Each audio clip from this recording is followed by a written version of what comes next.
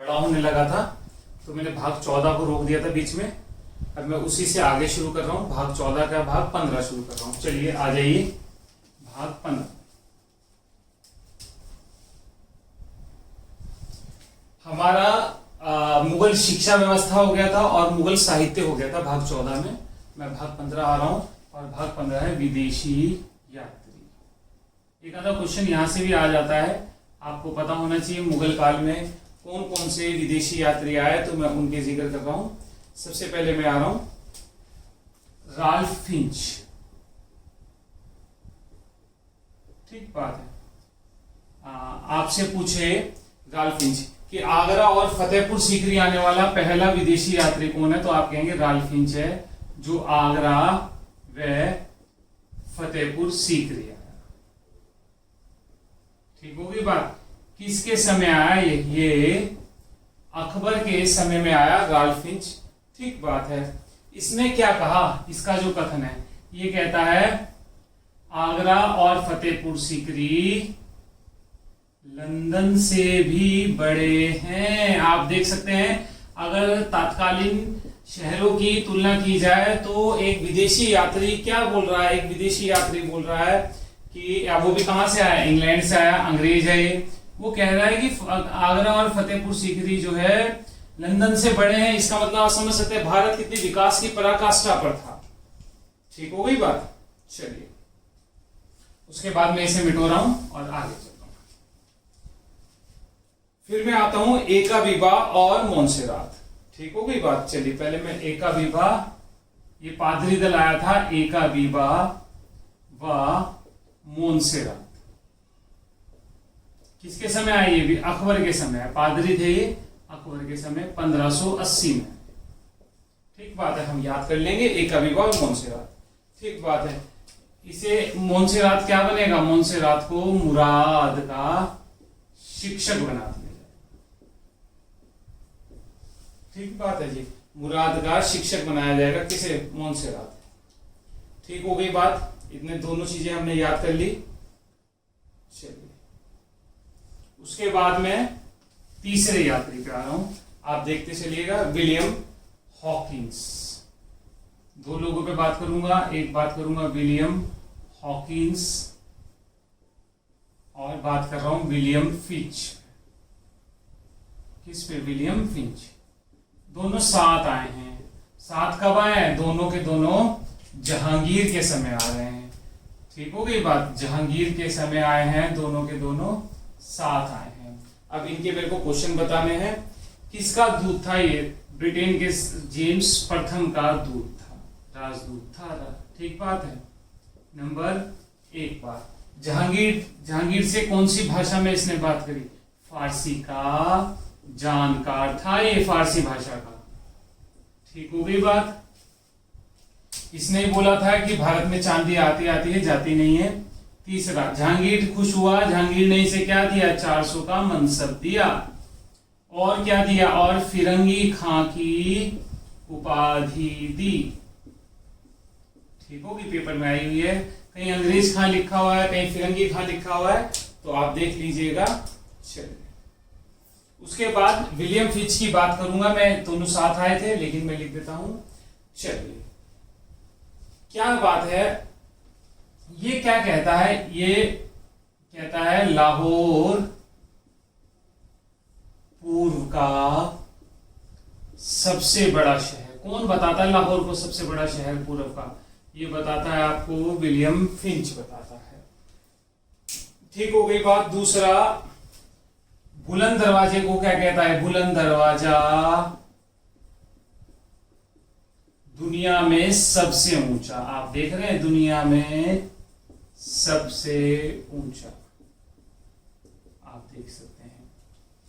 तीसरा, अनारकली और सलीम की जो कहानी है उसका जिक्र कौन करता है? यही करता है। एकमात्र लेखक है जो अनारकली की दंत कथा का जिक्र करता है कि दीवार में चिनवा दिया, ये सारी की सारी कहानी है, तो ये एकमात्र है जो करता है।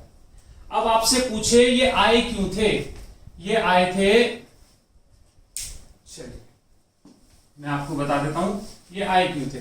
देखिए अंग्रेजों ने एक फैक्ट्री थी सूरत की फैक्ट्री, सूरत में फैक्ट्री की परमिशन लेने, क्या लेने आए थे, परमिशन। तो क्या ये कामयाब हो जाएंगे, नहीं, परमिशन ग्रांट नहीं होगी, परमिशन नहीं मिलेगी। क्यों, पुर्तगाली क्या करेंगे, जहांगीर के कान भर देंगे, जहांगीर को भड़का देंगे, इसलिए अंग्रेजों को अनुमति नहीं मिलेगी। ठीक बात है, इनकी फैक्ट्री को अप्रूवल नहीं मिलेगा।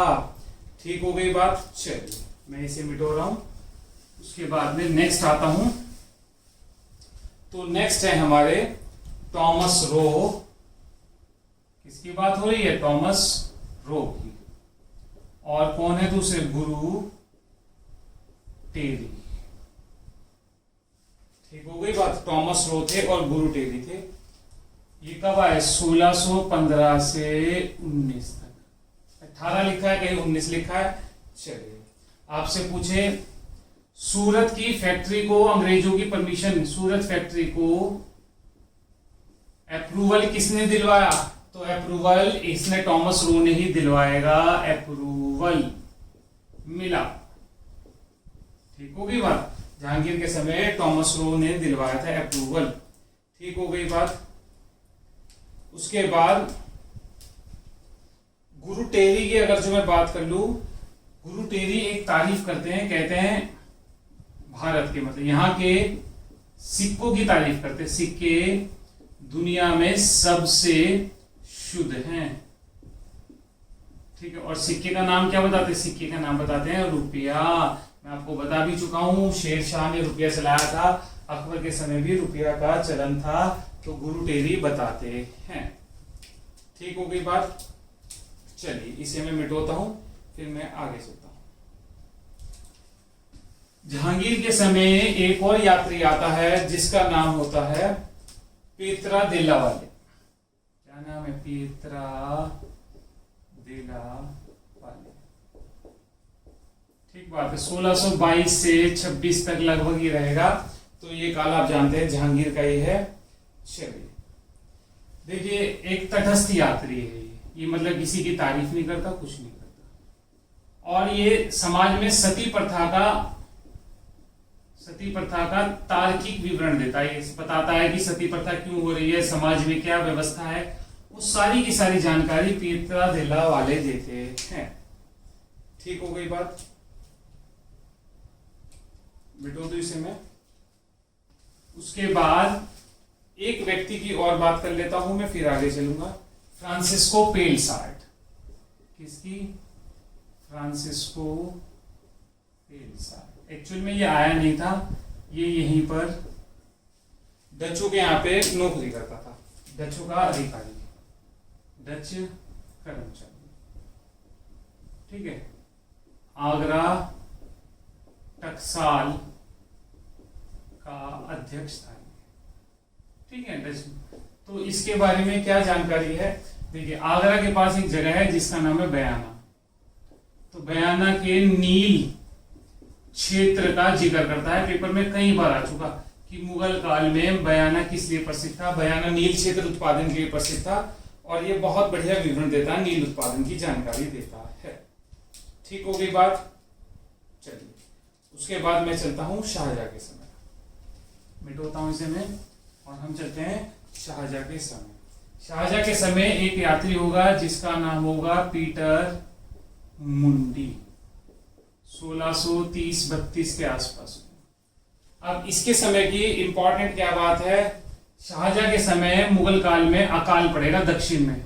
तो ये अकाल की जानकारी कौन देता है, अकाल की जानकारी आपकी पीटर मुंडी ही देता है। ठीक हो गई बात। चलिए, और अब चल रहा हूं मैं शाहजहां के समय। एक आएगा ट्रेवरनियर, जॉन बैप्टिस्ट ट्रेवरनियर है इसका नाम, 1638 से 63 तक। भाई 6 बार आएगा भारत में, 6 बार आया। तो आप देख लीजिए, ना केवल शाहजहां, पहले शुरुआत शाहजहां व औरंगजेब दोनों के समय आ रहा है। ठीक हो गई बात। शाहजहां और औरंगजेब दोनों के समय आ रहा है, बिल्कुल ठीक बात है। क्या काम था इसका? ये जौहरी था पेशे से, हीरो का व्यापारी। ठीक हो गई बात, इंपॉर्टेंट बात हो जाती है। 6 बार आया, जौहरी था। कहां का था? ये फ्रांसीसी था।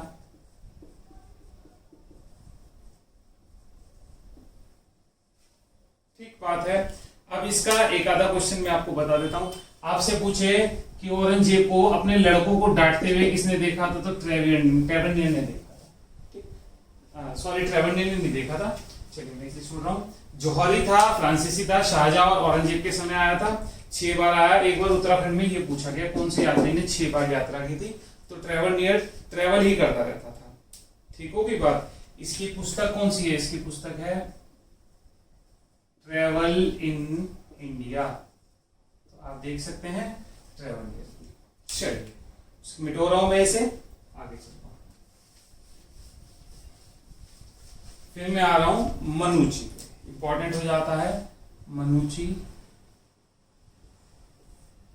इतालवी था, इसका तो देश भी पूछा गया, इटली का था। अच्छा जी, क्या बात है। 14 साल की उम्र में भाग आया, अपने घर से भागा हुआ था, इतालवी यात्री था मनुची। ठीक बात है। जब वहां भारत में आया तो यहाँ पर क्या मुगल संघर्ष चल रहा था, मुगल उत्तराधिकार संघर्ष। तो इसने क्या किया, ये दारा शिकोह को तोपची बन जाएगा, दारा शिकोह का सरकारी सेवा में आ जाएगा और दारा शिकोह का तोपची बन जाएगा। लेकिन आप जानते ही हैं सामूगढ़ और देवराई के युद्ध में दारा शिकोह पराजित हो जाएगा। तो फिर मनुची क्या करेगा? मनुजी डॉक्टरी का पेशा अपना लेगा, डॉक्टरी का पेशा अपना लेगा। ठीक बात है। तो कमाल हो गए, नहीं हो गए? पहले तोप चलाई, फिर कोई बात नहीं तो उसने चिकित्सक बन गया। इसकी पुस्तक कौन सी? इसकी पुस्तक है स्टोरियो द मोगोल, यानी मुगल स्टोरी, मुगलों की कहानी, स्टोरी द मोगोल इसने लिखी है। ठीक हो गई बात। चलिए उसके बाद एक और का जिक्र करता हूं मैं, आ जाइए। उसका नाम है बर्नियर। क्या नाम है? बर्नियर। कहां का था? फ्रांसीसी था। क्या था बर्नियर? चिकित्सक था। ठीक है, इंपॉर्टेंट हो जाता बर्नियर। किसके? शाहजहां और औरंगजेब दोनों के समय रहा, शाहजहां के समय भी प्लस औरंगजेब के समय भी रहा। ठीक बात है। पुस्तक कौन सी है? ट्रेवल इन मुगल इंडिया, इसकी पुस्तक है। बर्नियर क्या कहता है? देखिए मैंने आपको बताया था एक बार, मुगल बादशाह अपने लड़कों को डांट रहा था, लड़कों को डांट रहा था, तो बर्नियर ने देखा। ठीक बात है, नंबर 1 बात। और दूसरा इसने ये भी कहा है कि मुगल बादशाह क्या करता है, जागीरदारों की मृत्यु होने के बाद उनकी जमीनों को हड़प लेता है मुगल बादशाह।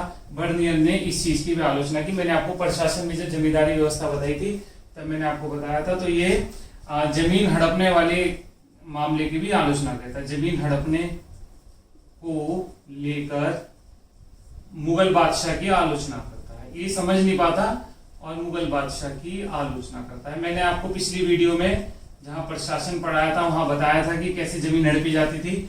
आपको देखना है और कमेंट बॉक्स में बताना है क्या नाम था उस नियम का। ठीक हो गई बात। तो ट्रेवल इन मुगल इंडिया इसकी पुस्तक है, ये पूरा हो जाएगा। ये मेन यात्री है जो मैंने आपको बता दिए। चलिए अब मैं नेक्स्ट आ रहा हूं मुगल महिलाएं। देखिए कुछ मुगल महिलाएं हैं जिनका मैं जिक्र कर लेता हूं और फिर मैं आगे चलूंगा। पहले मैं मुगल मकबरों पे जिक्र कर लेता हूं। मुगल मकबरे औरंगजेब तक मैं आ जाता हूं। सबसे पहले आता हूं बाबर। बाबर का कहां है? काबुल में। हमें पता है बाबर को पहले आगरा के आराम बाग में दफनाया गया था, लेकिन बाबर नहीं चाहता था, जब उसकी पुस्तक पढ़ी गई तो उसे काबुल शिफ्ट कर दिया गया। बाबर के बाद हुमायूं। हुमायूं का मकबरा कहां है? दिल्ली में। हमने बात करी थी हुमायूं की बेगम हाजी बेगम ने इस मकबरे का निर्माण कराया था, जिसे ताजमहल का पूर्वगामी कहते हैं। बाग बगीचे के बीच पहली बार बना, जिसमें दोहरा गुंबद है, 4 बाग पद्धति पर बना है। ये सब बता चुका हूं मैं आपको, ठीक है। और हुमायूं के मकबरे में 140 लोग दबे हैं, मैं पिछले वाली वीडियो में सारा बता चुका हूं। फिर मैंने ये भी कहा था कि मुगल बादशाह 1857 की क्रांति के बाद बहादुर शाह जफर को कौन गिरफ्तार करेगा, आप कमेंट में लिखिएगा। मैंने आपको पीछे पढ़ाया भी है कि बहादुर शाह जफर को हुमायूं के मकबरे से कौन गिरफ्तार करेगा। 140 लोग दबे हुए हैं। हुमायूं का मकबरा किसने बनवाया, क्या विशेषता है, ये सब मैं आपको पढ़ा चुका हूं। उसके बाद बीच में एक आता है अफगान शासक, जिसका नाम था शेर शाह। शेर शाह का मकबरा था सासाराम बिहार। ये मैं आपको पीछे पढ़ा चुका हूं। सासाराम बिहार में मकबरा है, झील के बीच में है, क्या विशेषता है सब। उसके बाद आता है अकबर का मकबरा। अकबर का मकबरा कहाँ है, सिकंदरा।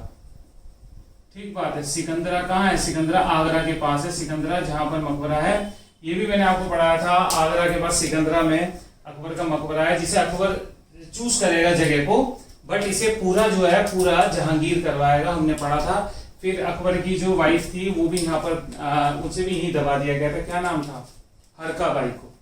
ठीक होगी बात। उसके बाद हम बात करते हैं जहांगीर की।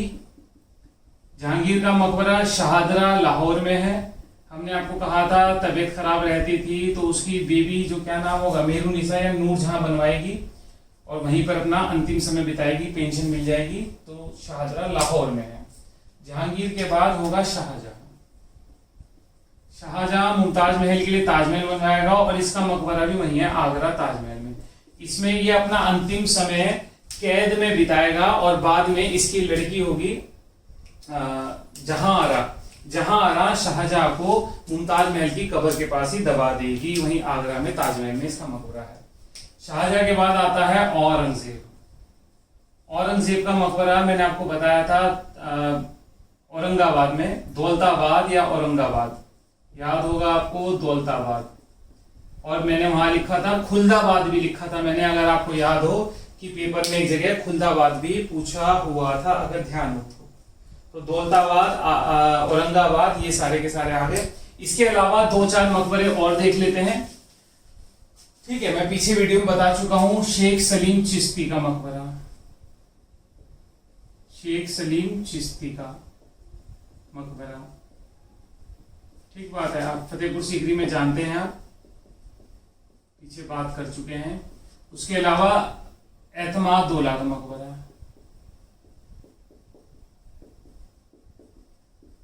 ये जहांगीर के ससुर थे, आपको याद होगा। पहला मकबरा जिसमें संगमरमर का बहुत प्रयोग हुआ है, संगमरमर का मैं पीछे पढ़ा भी चुका हूं, आगरा में है ये, ठीक है। तो ये इंपॉर्टेंट मकबरे हैं जो मैंने आपको बताया, आपको देखने चाहिए। चलिए उसके बाद मैं नेक्स्ट आ रहा हूं मुगल काल की महिलाएं, और ये मेरा ये मुगल पूरा हो जाएगा, ठीक बात है। मुगल महिला बिल्कुल शुरू से शुरू करता हूं। सबसे पहले मैं आपसे कहूं कि कुतलुग निगार खां, जो महिलाएं आती हैं मैं उनकी बात कर रहा हूं। कुतलुग निगार खां कौन थी, आप जानते हैं, बाबर की मां थी, ठीक होगी बात, बाबर की मां, ठीक होगी बात। नंबर 2 गुलबदन बेगम। गुलबदन बेगम कौन थी, बाबर की लड़की, याद होगा, हुमायूं की सौतेली बहन थी, बाबर की लड़की, अभी मैंने बताया, किताब भी लिखी इसने। फिर मैं तीसरा आ रहा हूं हाजी बेगम। हाजी बेगम आपको याद होगा, हुमायूं की वाइफ, जिसने हुमायूं का मकबरा दिल्ली में बनवाया था, हुमायूं की पत्नी, इसने ही हुमायूं का मकबरा दिल्ली में बनवाया था, ठीक बात है। चौथी में आ रहा हूं हमीदा बानो बेगम, ठीक बात है। हमीदा बानो बेगम कौन है, अकबर की मां। अरे हमने पढ़ा था मीर अली की पुत्री, एक गुरु थे, उनकी पुत्री है। जब हुमायूं यहां से भटकता हुआ जा रहा था तो हमीदा बानो बेगम से शादी करेगा 1541 में, ठीक बात है जी। फिर उसके बाद में आ रहा हूं माहम अनगा कौन थी ये? अकबर की धाई माँ। आपको याद होगा धाई माँ कौन सी थी? इसी के ही काल को 1560 से 1562 तक क्या कहा गया है? 1560 से 62 तक पेटीकोट शासन कहा गया है। यही शासन प्रशासन में, पेटीकोट शासन कहते हैं, यही शासन प्रशासन में बहुत ज्यादा इंटरफेयर करती थी। और कहते हैं बैरम खां के पतन में भी महामनगा का ही बहुत बड़ा रोल था। ठीक हो गई बात? चलिए उसके बाद मैं आ रहा हूं महिलाओं पे जिक्र कर देता हूं, पूरा आपका रिवीजन हो जाएगा।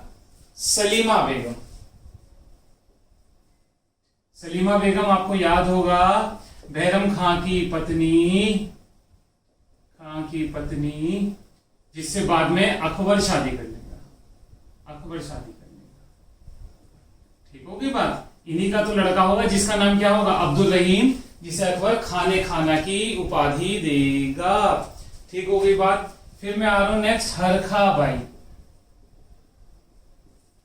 हरखा भाई मतलब आमिर राजा भारमल की पुत्री, या मैं कहूं अकबर की पत्नी। यही तो पहली राजपूत रानी है जिससे अकबर की शादी होगी, हरखा बाई। हमने पढ़ा था। ठीक होगी बात? इसको अकबर क्या उपाधि देगा? इसी को तो अकबर कहेगा मरियम उस्मानी। यही होगा इसे का नाम, मरियम उस्मानी, इसी का नाम होगा हरखा। ठीक हो गई बात? हाँ, नेक्स्ट में चल रहा हूं। हाँ, मिटो दूं इसे मैं? चलिए मिटो देता हूं मैं इसे। नेक्स्ट में आ रहा हूं मानबाई। ठीक बात है। तो भगवान दास की पुत्री, या कहूं मान सिंह की बहन, या मैं कहूं जहांगीर की पत्नी। तो मुझे कुछ लगना नहीं चाहिए कि कुछ गलत बोला मैंने, सारा का सारा हो गया इसमें। ठीक हो गई बात? मानबाई के पुत्र का नाम, या मैं इसे एक और उपाधि दूं तो खुसरो की मां। और क्या मैं कह सकता हूं इसे? ये शाह बेगम की उपाधि कौन देगा इसे? जहांगीर देगा, शाह बेगम। फिर ये क्या कर लेगी? ये आत्महत्या कर लेगी। ये मैं पीछे पढ़ा चुका हूं सारा का सारा। ठीक हो गई बात? चलिए उसके बाद में नेक्स्ट आ रहा हूं जगत गोसाई। लिख देता हूं जगत गोसाई। अगर मैं दूसरा नाम दूं तो क्या हो जाएगा? जोधाबाई। ठीक बात है? अब कौन थी ये जोधाबाई? मारवाड़ के शासक उदय सिंह की पुत्री, या मैं कहूं जहांगीर की पत्नी। ठीक हो गई बात? जहांगीर की पत्नी, या मैं कहूं इसी से पैदा होगा शाहजहां या खुर्रम, खुर्रम की मां। कह सकता हूं? नहीं कह सकता हूं? ठीक हो गई बात? तो मैंने सारे बता दिए। उसके बाद नेक्स्ट आ रहा हूं मेहरू निसा। मेहरू निसा का दूसरा नाम क्या लिख दूं मैं? नूर जहां, या लिखूं जहांगीर की पत्नी। ठीक हो गई? इसने बहुत सारे ज्वेलरी की वो किए थे, आविष्कारक है ज्वेलरी की खोज।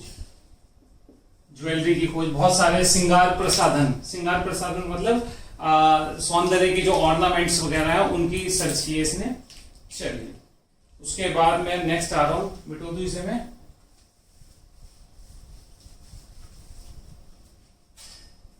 अस्मत बेगम, बस अभी हो जाएंगी पूरी, आप जल्दबाजी मत करिए। अस्मत बेगम क्या बोलूं मैं? नूरजहां की मां, या बोलूं जहांगीर की सास, या बोलूं मैं इसे इत्र आविष्कारक। ठीक है? इत्र के आविष्कार इसने ही किया था, इत्र की आविष्कारक है ये। ठीक हो गई बात? उसके बाद मैं नेक्स्ट आ रहा हूं अर्जुमन बानो बेगम, क्या बोलूं इसे, आसफ खां की पुत्री, या मैं कहूं शाहजहां की पत्नी, या मैं क्या बोलूं इसे, अर्जुमन बानो बेगम को मैं क्या बोल सकता हूं, मैं बोल सकता हूं मुमताज महल, मुमताज, ठीक है। वो आप जानते हैं ताजमहल इसी के इसमें बना हुआ है, मुमताज महल आसफ खां की पुत्री। चलिए नेक्स्ट में आ रहा हूं, आप आ जाइए मेरे साथ। जहां आरा, जहां आरा, कौन है ये जहां आरा, शाहजहां की पुत्री, ठीक बात है। युद्ध में दारा शिको का साथ दिया, उसकी बहन हो गई ना दारा शिको की, औरंगजेब दारा शिको सबकी बहन हो गई जहां आरा, ठीक बात है। उसके बाद शाहजहां की सेवा किसने की, शाहजहां की सेवा इसी ने की थी अंतिम समय में, और यही दफनाएगी शाहजहां को, शाहजहां को यही दफनाएगी लास्ट में, ठीक बात है। साधारण नौकरों की सहायता से ले जाएगी और दबा देगी, ठीक बात है। औरंगजेब अपनी बहन से बहुत इंप्रेस था, इसे क्या घोषित करेगा औरंगजेब, प्रथम महिला घोषित करेगा साम्राज्य की, कौन, औरंगजेब घोषित करेगा, ठीक बात है, जहां आरा को औरंगजेब। चलिए आपसे पूछे शाहजहां ने शाहजहानाबाद बनाया था, शाहजहानाबाद, शाहजहानाबाद को अगर मैं आज बोलूं ना तो आप बोलेंगे पुरानी दिल्ली, तो उसका नक्शा किसने बनवाया था, इसी ने बनाया था, जहां आरा ने ही नक्शा बनाया था, ठीक बात है। पुरानी दिल्ली, चांदनी चौक, ये सब इसी के बारे में जाना जाता है, ठीक हो गई बात। चलिए उसके बाद एक रह गई, बस उसके बारे में बात करता हूं, फिर महिलाएं पूरी हो जाएंगी। अगली महिला है जेबुनिसा, जेबुनिसा, जेबुनिसा कौन है, औरंगजेब की पुत्री, देखिए इंपॉर्टेंट है, औरंगजेब की पुत्री है जिसका नाम है जेबुनिसा। ये बहुत ही पढ़ी लिखी थी भाई, विदुषी महिला थी, ये बहुत विद्वान थी, गणित साहित्य सब क्षेत्रों में बहुत एक्सपर्ट थी, बहुत होशियार लड़की थी, विदुषी लिख दिया मैंने इसलिए आप देख सकते हैं, ठीक है। इसने फारसी की गजलों का संकलन किया, फारसी की गजलें, इसकी क्या कहलाती है, वो कहलाती है मखफी, मखफी के नाम से संकलन किया इसने फारसी की गजलें। ये दिल्ली में एक लाइब्रेरी बनवाएगी, पीछे भी बात कर चुका हूं, क्या नाम होगा उसका, बैतुल उलम, बैतुल उलम नाम की लाइब्रेरी होगी, बहुत किताबें लेके चलती थी अपने साथ, और बहुत ज्यादा पढ़ने में इसका बहुत शौक था। देखिए आप जानते हैं, मैंने आपको बताया था, औरंगजेब का एक लड़का होगा जो अकबर होगा, वो औरंगजेब के खिलाफ विद्रोह कर देगा, तो ये विद्रोही शहजादे अकबर से पत्र व्यवहार करती, इसकी चिट्ठी पकड़ लेगा बाप कौन, औरंगजेब, पत्र व्यवहार करती पकड़ी जाएगी, तो इसे क्या करेगा, फिर इसे दिल्ली भेज देगा, दिल्ली निर्वासित कर देगा, इसे कहां निर्वासित कर देगा, दिल्ली निर्वासित कर देगा औरंगजेब, फिर ये अपना समय दिल्ली बिताएगी, दिल्ली निर्वासित कर देगा इसे औरंगजेब, और ये अपना समय दिल्ली में बिताएगी, ठीक है। देखिए जितना महत्वपूर्ण महिलाएं थी मैंने फटाफट और बहुत शॉर्ट में समझाने की कोशिश की है आपको, मैं समझता हूं कि आपको समझ आया होगा, मेरे ख्याल से लगभग सारी महिलाएं आ गई है, तो आप ध्यान दीजिएगा, पढ़िएगा बहुत ध्यान से। चलिए इतना मैं रोक रहा हूं, ध्यान रखिएगा अपना, थैंक यू, टेक केयर है।